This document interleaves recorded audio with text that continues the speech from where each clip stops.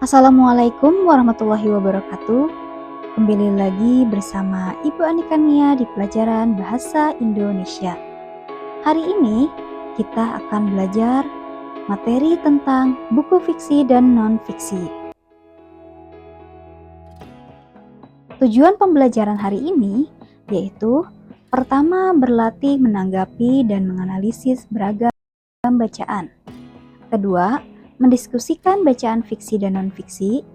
Ketiga, menyampaikan pendapat tentang unsur-unsur dalam bacaan. Perhatikan buku berikut ini. Ada buku pertama yang berjudul Bumi karangan Terelie. Kemudian yang kedua adalah buku Bahasa Indonesia SMP kelas 7. Menurut kalian dari dua bacaan ini, mana yang merupakan buku fiksi dan non-fiksi? Langsung saja kita bahas tentang buku fiksi dan non-fiksi. Buku fiksi adalah karya imajinatif yang menghibur dan mengajak pembaca merenungkan kehidupan. Contohnya ada buku novel, cerpen, fabel, dan dongeng. Sementara buku non-fiksi menyajikan fakta dan informasi berdasarkan kenyataan. Contohnya ada buku biografi atau autobiografi, buku sejarah, buku panduan atau referensi, dan buku pelajaran. Jadi buku fiksi memperkaya imajinasi dan empati, sedangkan non-fiksi menambah pengetahuan. Jadi yang pertama, buku Bumi karangan Terelie merupakan novel. Novel merupakan buku fiksi karena berdasarkan karya imajinatif atau berdasarkan hayalan seseorang. Sedangkan buku Bahasa Indonesia merupakan buku pelajaran yang termasuk ke dalam buku non-fiksi. Ciri buku fiksi. Pertama, bersifat rekaan dan imajinatif. Artinya hayalan atau tidak berdasarkan keadaan yang nyata. Kedua, menggunakan bahasa konotatif, yaitu bahasa yang digunakan dalam buku fiksi seringkali bersifat kiasan atau tidak bermakna sebenarnya. Buku fiksi tidak terkait pada aturan penulisan yang ketat. Kemudian, penulis memiliki kebebasan dalam menyusun alur cerita, karakter, dan latar. Buku fiksi dibuat dengan tujuan untuk mempengaruhi dan menyasar emosi para pembaca. Selanjutnya, ciri buku non-fiksi. Berdasarkan fakta, isi buku non-fiksi didasarkan pada kejadian nyata, data, dan informasi yang dapat diverifikasi atau dibuktikan kebenarannya. Menggunakan bahasa denotatif, yaitu bahasa yang digunakan dalam buku non-fiksi bersifat lugas dan bermakna sebenarnya. Buku non-fiksi umumnya memiliki struktur yang jelas dan terorganisir. Penulis seringkali mencantumkan referensi atau sumber data untuk mendukung informasi yang disajikan.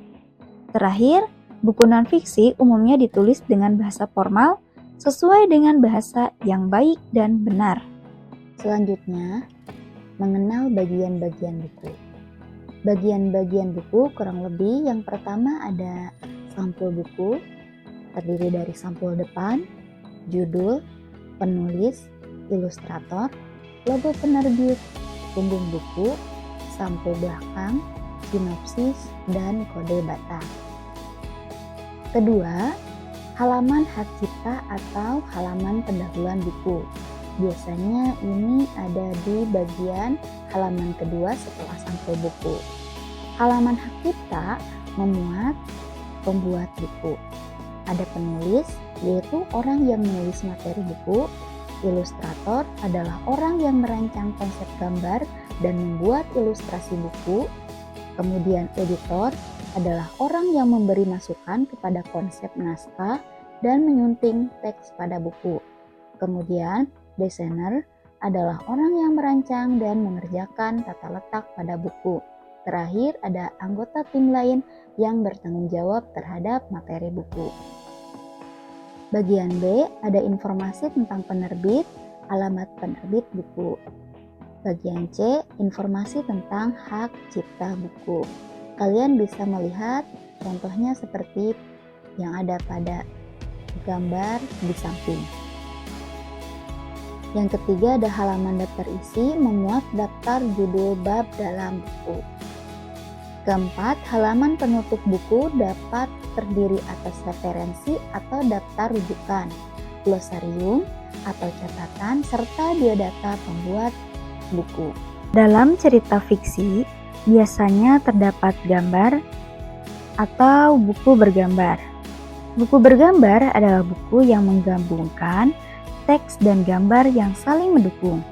Pembuatan buku bergambar melibatkan kolaborasi antara penulis, ilustrator, editor, dan desainer untuk menciptakan teks dan ilustrasi yang menarik. Elemen teks dan gambar membantu pembaca memahami materi, emosi, nada, dan suasana cerita, seperti melalui gestur dan ekspresi wajah serta pemilihan warna dan komposisi dalam gambar. Istilah dalam buku gambar, yang pertama ada nada atau ton, dihasilkan dari pencampuran beberapa warna sehingga dapat dihasilkan warna dengan nuansa yang cerah atau gelap. Nada pada gambar biasanya mewakili emosi, seperti senang atau ceria, optimis, muram, atau sedih, yang ingin disampaikan penulis. Kedua, fokus pada gambar ditujukan oleh objek yang ukurannya paling besar atau yang paling jelas pada gambar. Fokus dipilih oleh ilustrator untuk mengarahkan perhatian pembaca kepada objek tertentu pada gambar. Selanjutnya, merangkum buku. Isi buku yang telah kalian pahami dapat kalian sajikan ulang dalam bentuk yang lebih ringkas. Ini disebut juga sebagai rangkuman. Rangkuman bisa kalian dapatkan dengan cara membaca setiap bab dalam buku dengan saksama, lalu menemukan gagasan pokok atau hal-hal penting dalam bab tersebut. Untuk buku fiksi, gagasan pokok dapat ditemukan melalui peristiwa penting dalam alur cerita. Untuk buku non-fiksi, gagasan pokok dapat kalian temukan dengan cara menentukan ide pokok pada setiap paragraf atau hal-hal penting pada setiap bab. Setelah itu, kalian tinggal menyusun setiap gagasan utama tersebut ke dalam satu karangan. Menyajikan teks tanggapan terhadap buku. Teks tanggapan adalah teks yang berisi penilaian ulasan atau resensi terhadap suatu karya, baik berupa film, buku, novel, drama, dan sebagainya, sehingga orang lain mengetahui kelebihan dan kekurangan karya tersebut. Teks tanggapan juga dikenal dengan resensi. Teks ini bertujuan menyampaikan pengalaman seseorang saat membaca atau menonton sebuah karya. Berikut ini struktur teks tanggapan. Yang pertama, kurang lebih ada judul, identitas buku, terdiri dari judul buku, penulis, ilustrator, penerbit, tahun terbit, jumlah halaman, ukuran buku. Ini biasanya ada di halaman kedua setelah sampul buku. Kemudian ada pembuka. Pembuka biasanya menjelaskan gambaran umum tentang pengenalan buku yang akan ditanggapi. Kemudian ada analisis. Analisis yaitu bagian ini berisi tentang deskripsi atau penjelasan lebih detail tentang isi buku, dari mulai ide cerita, alur, sampai tokoh-tokohnya. Kemudian yang terakhir ada evaluasi. Evaluasi berisi penilaian pribadi pembaca terhadap buku, termasuk di dalamnya kekurangan, kelebihan, dan saran untuk buku. Demikian pembelajaran hari ini. Terima kasih yang sudah menyaksikan. Wassalamualaikum warahmatullahi wabarakatuh.